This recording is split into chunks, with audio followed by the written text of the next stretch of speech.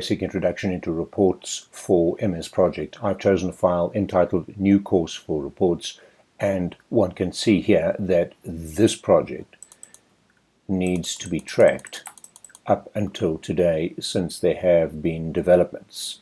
Please also note that the top phase has gone manual. Let's change that to auto scheduling. Let's select all tasks and mark them on track.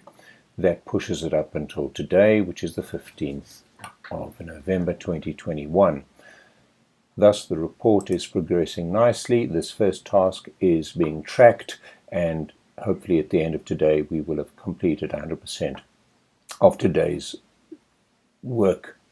That the earned value will reflect that. The schedule performance index and cost performance index will also reflect that.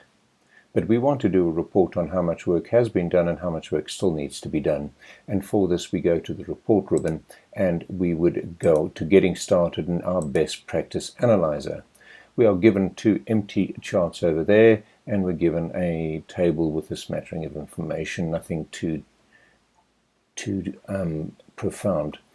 One will notice that over here I have changed some of the formatting for the best practice analyzer. Please just note that under format one can change the look and feel of these labels and headings and so forth.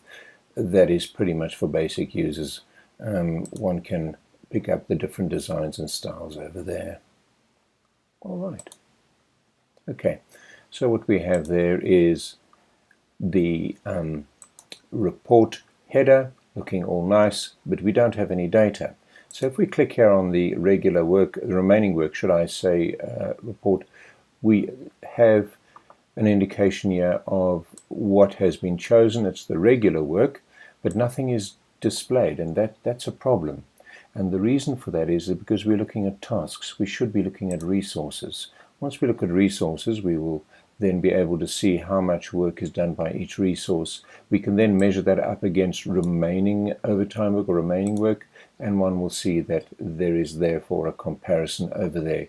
Once again, one can change the format and look of these charts and so forth, and change their design. For example, I'm changing to style 8 over there. All right, let's see what happens. There we go.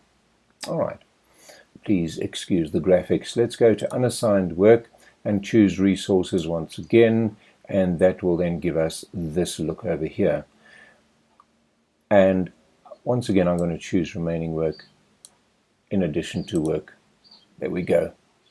Alright, we'll see that writer 1, remaining work and current work is the same, but on researcher 1 it is different, and that's obvious because on our Gantt chart, which we saw earlier, let's switch to Gantt chart by clicking on this over here.